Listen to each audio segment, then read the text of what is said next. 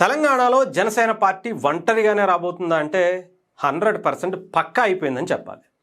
నిన్న మొన్న మనం చూసాం బీజేపీ పార్టీకి సంబంధించి తెలంగాణ ఇన్ఛార్జిగా ఉన్నటువంటి ప్రెసిడెంట్గా ఉన్నటువంటి రామచంద్రరావు గారు కూడా చాలా క్లియర్గా చెప్పేశారు. మేము ఏ పార్టీతో పొత్తులో ఉండట్లేదు, జనసేన పార్టీతో కూడా కలిసి వెళ్ళడం లేదని చెప్పి తేల్చి చెప్పేశారు. ఈవెన్ జనసేన పార్టీ కూడా దానికి సిద్ధంగానే ఉన్నట్టుగా ముందు నుంచే కార్యాచరణ మొదలుపెట్టింది. మేమేదైనా సరే ఈసారి సింగిల్గానే రావాలనుకుంటున్నాం, ముఖ్యంగా మాతో కలిసి వస్తే మంచిది, కలిసి రాకపోతే ఇంకా మంచిది అనేటువంటి ధోరణిలో జనసేన పార్టీ ముందుకు వెళ్తున్నట్టుగా తెలుస్తుంది.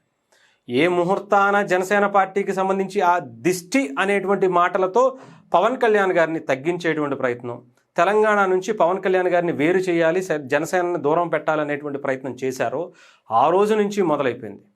పవన్ కళ్యాణ్ గారు జనసేన పార్టీ మువ్వెత్తిన ఎగసి పడుతున్నటువంటి పరిస్థితి కనిపిస్తుంది. కొంతమంది నాయకులు పవన్ కళ్యాణ్ గారిని తెలంగాణ వ్యతిరేకిగా చిత్రీకరించాలనేటువంటి ప్రయత్నం చేస్తే ప్రజల గుండెల్లో ఎలా ఉన్నారో ప్రతిసారి చూపించుకుంటున్నారు. రీసెంట్గా మనం చూస్తున్నాం, జనసేన పార్టీకి సంబంధించి ఒక కార్యక్రమం పెట్టుకున్నారు, దాన్ని ఆపటంతో ఇంకా ఎక్కువైంది అని చెప్పాలి. ఇప్పుడు మిగతా పార్లమెంటు నియోజకవర్గాల్లో అనేక నియోజకవర్గాల్లో ఇప్పటికే పార్లమెంటుకి సంబంధించినటువంటి మీటింగులు పెట్టుకున్నారు. ఆ తర్వాత భారీగా ఎక్కడికక్కడ జాయినింగ్స్తో దంచి కొడుతున్నారని చెప్పాలి.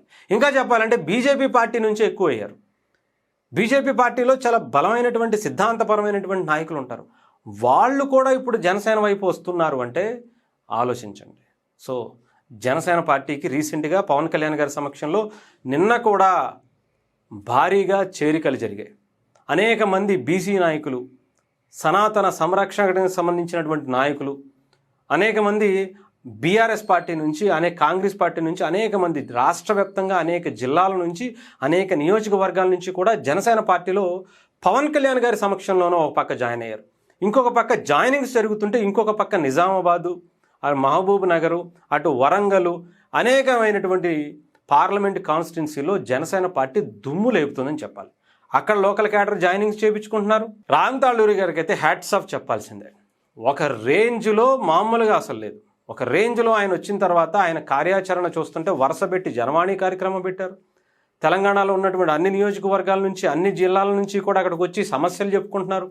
రాష్ట్రంలో నిజంగా ఈ ప్రతిపక్ష పాత్ర ఉంది, అధికార పక్ష పాత్ర ఉంది, రెండింటి దగ్గరికి కాకుండా జనసేన పార్టీ దగ్గరికి వచ్చి, జనసేన తెలంగాణ హైదరాబాద్ ఆఫీస్ దగ్గరికి వచ్చి వాళ్ళ కష్టాలు చెప్పుకుంటూ మీరు వచ్చి నిలబడాలి సార్ అనేటువంటి అడుగుతున్నారంటే ఇంకా ఆలోచించాలి. జనసేన మీద, పవన్ కళ్యాణ్ గారి మీద ప్రజలు ఎంత బలమైనటువంటి నమ్మకానికి ఆ పార్టీ నిలబడిందో అర్థమవుతుంది. సో ఏదేమైనా సరే తెలంగాణలో రాబోయేటువంటి జిహెచ్ఎంసీలో జనసేన సత్తా చాటబడుతుంది. గతంలోనే జనసేన పోటీ చేయాల్సి ఉంది. ఎవరైతే కొంతమంది నామినేషన్లు వేసి కూడా విత్డ్రా చేసుకున్నారు. అప్పుడు ఈసారి మాత్రం ఎక్కడ ఆగేది లేదు. ఎంతమంది ఉంటే అంతమంది పోటీ చేస్తారో అందులో కూడా ఈసారి గెలుపే పరమావధిగా పనిచేయటం, చాలా బలమైనటువంటి అడుగులు వేయటం. ఇప్పుడు పార్లమెంటుకి సంబంధించినటువంటి ఈ మీటింగులు చూస్తున్నాం. రేపు దానికి మించి ప్రతి కార్పొరేట్ స్థాయిలో కూడా, ప్రతి డివిజన్లో కూడా దుమ్ము లేపేటువంటి కార్యక్రమాలు చేయబోతున్నారంటే జనసేన పార్టీ. తెలంగాణలో ముఖ్యంగా హైదరాబాద్ జిహెచ్ఎంసీ ఎలక్షన్స్లో జనసేన పార్టీ ఈసారి అడుగు పెట్టబోతుంది. జిహెచ్ఎంసీ ఆ కౌన్సిల్లో రాసిపెట్టుకోండి. డెఫినెట్గా ఈసారి ఒక రేంజ్లో జనసేన పార్టీ ప్లాన్ చేసుకుంటుంది. 2028 ఎలక్షన్స్ వచ్చేటప్పటికి సింగిల్గా మా సత్తా ఏంటో వాళ్ళు చూపించుకునేటువంటి విధంగా ఉండాలి అని చెప్పి వాళ్ళ ప్రకటనలు కూడా చేసుకుంటున్నారు. దానికి తగ్గట్టుగానే కార్యాచరణ కూడా ఉంది. అలాగే ఎవరైతే వద్దు అనుకుని వెళ్ళారో వాళ్ళకి కూడా వాళ్ళ విలువ తెలిసేలా, అంటే వాళ్ళకి గెలవటమే కాకుండా అవసరమైతే గెలిచేటువంటి ఒక అభ్యర్థులను కూడా ఓడగొట్టేటువంటి ప్రయత్నాలు కూడా జనసేన పార్టీ చేస్తుంది. సో చూద్దాం, చాలా బలమైనటువంటి అడుగులు జనసేన పార్టీ తెలంగాణకి సంబంధించినటువంటి కార్యాచరణ ముందుగానే ప్రకటించుకున్నారు. సో ఈసారి నిజంగా చెప్పాలంటే బీజేపీతో వెళ్ళకపోవడం కూడా జనసేన పార్టీకి కలిసి వచ్చే అవకాశాలు కూడా చాలా ఎక్కువగానే ఉన్నాయి. ఎందుకంటే అందరికీ అవకాశాలు వస్తాయి.